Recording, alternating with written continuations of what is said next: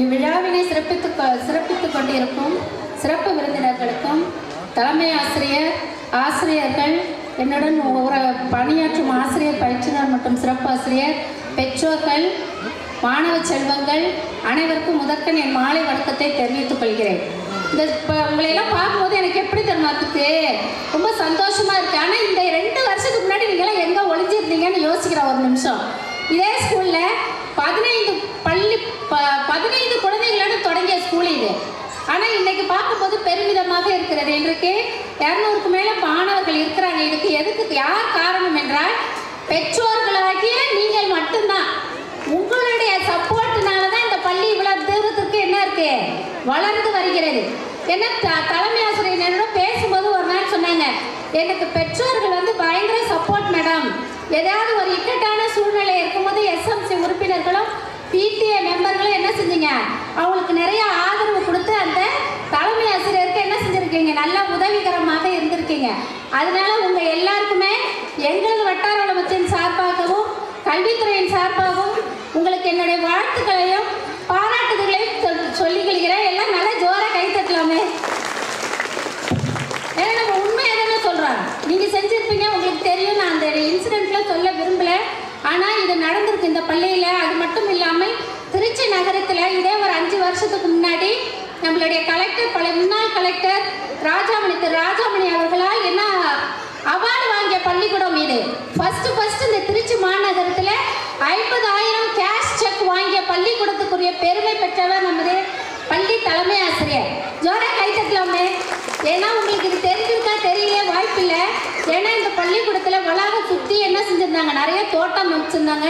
அதே மாதிரி அந்த மரக்கன்றுகள்லாம் வச்சுருந்தாங்க. அது மாதிரி அந்த இது என்ன மருந்து செடிகள்லாம் வச்சு அவங்க தான் வச்சுருந்தாங்க. அப்போ முன்னாடியே இங்கே பார்த்தீங்கன்னா நிறைய பூச்செடிலாம் இருக்கும், தெரியுமா உங்களுக்கு?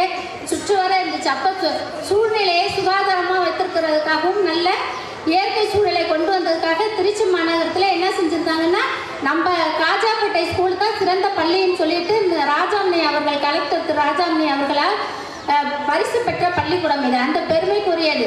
ஏன்னா அவங்க ஆசிரியர், தலைமை ஆசிரியர் மட்டும் இப்பள்ளிக்கூடத்துக்காக பாடுபடவில்லை. இன்னும் சொல்லப்போனால் அந்த குடும்பமே என்ன செய்யுது, இந்த பள்ளிக்கூடத்துக்காக உழைத்து கொண்டிருக்கிறார்கள். ஏன்னா அவங்க அப்பா வந்து எச்சமாக இருந்து அவங்களும் வந்து சப்போர்ட் பண்ணுவாங்க. அடுத்தது பார்த்தீங்கன்னா அவங்க கணவர் வந்து என்ன செஞ்சாங்க, நல்ல மாரல் சப்போர்ட்டு. இந்த ஸ்கூலில் வந்து இந்த கம்ப்யூட்டர் லேப்லாம் ஃபஸ்ட்டு திருச்சி நகரில் அரசு பள்ளிக்கூடத்தில் இப்போ தான் கொடுக்குறாங்க. அதுக்கு முன்னாடியே இவங்க தான் என்ன செஞ்சாங்க, அந்த கம்ப்யூட்டர்லாம் கொண்டு வந்து வச்சாங்க. அதுக்கப்புறம் அவங்க குழந்தை அவங்க பொண்ணு என்ன செய்கிறாங்க, இப்போ நல்லா பிள்ளைகளுக்கு ஹெச்எம்க்கு என்ன செய்கிறாங்க, சப்போர்ட் பண்ணுறாங்க. ஏன்னா தலைமை ஆசிரியர் மட்டும்தான் ஒரு பள்ளிக்கூடத்தை உயர்த்துவாங்கன்னு சொல்லுவாங்க. ஆனால் இவங்க ஸ்கூல் இவங்களுக்கு மட்டும் என்ன, அந்த குடும்பமே வந்து உறுதுணையாக இருந்து மாரல் சப்போர்ட், எவ்வளோ இடுக்கன் வருகால் நகுக மாதிரி என்ன செய்கிறாங்க, அதை துவண்டு விடாமல் தொடர்ந்து இப்பள்ளியின் மாணவர்களுக்கும் சுற்று வட்டாரத்தில் உள்ள மக்களின் குழந்தைகள் நல்ல ஒரு எதிர்காலத்தை பார்க்க வேண்டும் என்பதற்காக என்ன செய்கிறாங்க, அரும்பாடுபட்டு வருகிறார்கள். அது நான் சொல்லி தெரிவது வேண்டியதில்லை. ஏன்னா இந்த ஏரியாவிலே நீங்கள் இருக்கீங்க, உங்களுக்கு என்னை விட தலைமை ஆசிரியரை பற்றி நன்கு தெரிந்திருக்கும். அப்படி தானே? ஏன்னா எஸ்எம்சி வந்து நல்ல சிறப்பாக செயல்படுகிறது. பெற்றோர் ஆசிரியர் கழகம் நன்றாக செயல்படுகிறது. அதனால தான் எனக்கு வந்து பார்த்தோன்னே அவ்வளோ சந்தோஷமாக இருந்துச்சு. இந்த இப்போ ஐபிஎல் போட்டிலாம் நடந்துகிட்டு இருக்கு, கிரிக்கெட் மேட்ச்சில். அதில் தான் இந்த மாதிரி கேலரிலாம் பார்க்க முடியும். இங்கே வந்து பார்த்தோன்னே ஒரே சந்தோஷம். இது புது மாதிரி அந்த தடவை அரேஞ்ச் பண்ணி கேலரி மாதிரி போட்டு வச்சுருக்காங்க. அடுத்த தடவை இன்னும் சிறப்பாக செய்வாங்க நம்புகிறேன். எனக்கு இது என்னடா இவ்வளோ வருஷம் நம்ம வரும்போது முந்தின தடவைலாம் வரும்போது இவ்வளோ கூட்டமே காணுமேன்னு வியப்பாக இருக்குது. அப்போ நீங்கள் நினைத்தா என்ன செய்ய முடியும், இந்த பள்ளியை எது வேணாலும் மாற்ற முடியும். அது பெற்றோர்களை உங்கள் கையில் தான் இருக்கும். பொதுவாக ஆண்களை விட பெண்கள் நினைத்தா என்ன செய்யலாம், எல்லாத்துலேயும் மாற்றம் கொண்டு வரலாம். ஒரு குடும்பத்தையே நம்ம மாற்ற முடியும்னா ஒரு பெண் கையில் தான் உள்ளது. அப்போ இந்த சுற்று வட்டாரத்தில் உள்ள இருக்கக்கூடிய குடியிருப்புகளுடைய மக்கள் நீங்கள் என்ன செய்யலாம், உங்கள் குழந்தைகளை பள்ளியில் சேர்த்து பயன்பெற்று பள்ளியின் மாணவர் எண்ணிக்கை அதிகரித்து திருச்சி மாநகரத்தில் இந்த ஏரியாவில் இந்த பள்ளிக்கூடத்தில் அதிகமாக இருக்குன்னு சொல்லி அந்த பெருமையை வாங்கி கொடுப்பது மக்களாகிய உங்கள் கையில் தான் இருக்கிறது. அதனால தான் அவங்க என்ன செஞ்சாங்க, உயர் அதிகாரிகள்லாம் வரும்போது ஸ்ட்ரென்த்து பார்ப்பாங்க, மாணவர் எண்ணிக்கை என்ன கம்மியாக இருக்குன்னு. அவங்க என்ன செஞ்சாங்க, அதுக்காக துவண்டு விடவில்லை. மக்கள் மேல் நம்பிக்கை வைத்து என்ன செஞ்சாங்க, நான் ஆங்கில மீடியமாக ஆரம்பிக்கிறேன் அப்படின்னு சொல்லிட்டு இப்பொழுது தமிழ் மீடியம் ஆங்கில மீடியம் இருக்குது. முன்னாடி 2 ஆசிரியர்களாக இருந்த பள்ளியில் இப்பொழுது 4 ஆசிரியர்கள் பணிபுரிகிறார்கள் என்றால் அதற்கு தலைமை ஆசிரியர் எடுத்துக்கொண்ட சீரிய முயற்சியே ஆகும். அவங்க ஒரு ஸ்கூல் நடத்துறது ஒரே கஷ்டம், ஒரு குடும்பத்தில் நடத்துறதே ஒரு கஷ்டம். அப்போ இவ்வளோ பெரிய ஜனங்களையும் மக்களையும் பெற்றோர்களையும் திருப்திப்படுத்துறதுங்கிறது எவ்வளோ கஷ்டம் தானே? அப்படி தானே? நம்ம வீட்டில் 2 பிள்ளைய வச்சுக்கிட்டே புருஷன் முன்னாடி அது எப்படா கொண்டு போகிறதுன்னு யோசிப்போம். ஆனால் இவ்வளவு பெற்றோர்களையும் மாணவ செல்வங்களையும் எப்படி கொண்டு வரணும், எப்படிலாம் நம்ம இந்த பள்ளி தரத்தை உயர்த்தணும்னு சொல்லிட்டு அவங்க எப்போதும் அவங்களுக்கு நிறைய இடர்பாடுகள் வரும், நிறைய நேரம் அவமானப்பட்டிருக்காங்க. ஆனால் அதையெல்லாம் துடைத்து விட்டுட்டு எது வந்தாலும் பரவாயில்ல, நம்ம கடவுளுக்கு பதில் சொல்லணும் அப்படின்னு சொல்லிட்டு இந்த குழந்தைகளுக்காக நான் என்ன வேணாலும் அதை தாங்கிக் கொள்வேன், என் பள்ளியின் வளர்ச்சி தான் முக்கியம்னு சொல்லிட்டு அதில் துவண்டு விடாமல் தொடர்ந்து என்ன செய்கிறாங்க, பணியாற்றிக்கிட்டே வராங்க.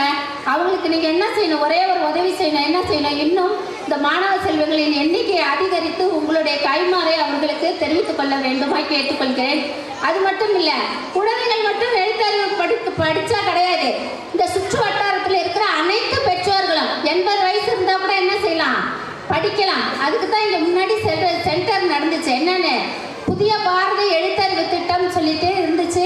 அதில் என்ன செய்யலாம், அவங்களாம் ஒரு கிளாஸ் வைப்பாங்க 5 to 6. அதுலேயும் இந்த ஸ்கூலில் நல்லா செஞ்சாங்க. ஃபுல்லாக எல்லோரும் வந்து ப்ரெசன்ட் கொடுத்து எழுதி பழகுனீங்க. அவங்களுக்கு கூட கீதா நீங்கள் ஒரு ஆசிரியர் இருக்காங்க, அவங்களும் இன்னொருத்தவங்க இன்னொரு டீச்சர் வனிதாவும் கீதாவும் இங்கே இருந்து நல்ல புன்முறுவலோடு இருப்பாங்க. 2 பேருமே வந்து அந்த எழுத்தறிவு திட்டத்தில் நல்ல பங்கு கொடுத்து அவங்களும் என்ன செஞ்சாங்க, இந்த சுற்று வட்டாரத்தில் எழுத்தறிவு தெரியாதவர்கள் யாரும் இல்லை அப்படிங்கிறத எனக்கு எழுதி கொடுத்து கவுன்சிலர்கிட்ட கையெழுத்து வாங்கி கொடுக்கணும்னு எச்எம்கிட்ட சொன்னேன்.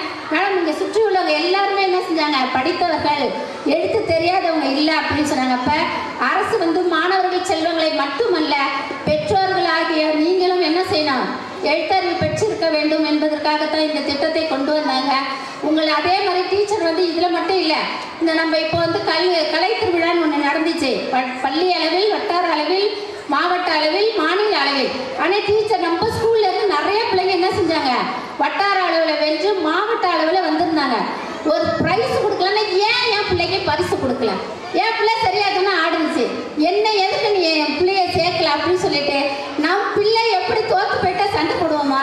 ஆனால் என் பிள்ளை தோற்று போகல, நல்லா செஞ்சிருக்கு, ஏன் எனக்கு பரிசு கொடுக்கலன்னு சொல்லிட்டு எங்ககிட்ட வந்து ஆர்கியூ பண்ணி அந்த மாணவன் எதனாலும் அவனை நீங்கள் வந்து அவனை செலக்ட் பண்ணல அப்படிங்கிற உரிமையோட எங்கள்கிட்ட எல்லாம் சண்டை போட்டிருக்காங்க. ஏன்னா மாணவர்களின் திறனை அவ்வளவு அழகாக ஆசிரியர் பெருமக்கள் இருவரும் சேர்ந்து என்ன செஞ்சாங்க, வெளிக்கொண்டு வந்து உங்களுடைய அந்த குழந்தைகளின் திறமைகளை எல்லாம் கொண்டு வந்தாங்க. இருந்தாலும் நான் நேரம் எடுத்துக்க விரும்பலை. ஏன்னா இவ்வளோ நேரம் பொறுமையாக இருந்தீங்க. அதுக்கே உங்களுக்கு என்னோட நன்றிகளையும் பாராட்டுதல்களையும் தெரிவித்துக் கொள்கிறேன். அதுக்காக மீண்டுமாய் ஒரு நன்றி செலுத்துகிறேன்.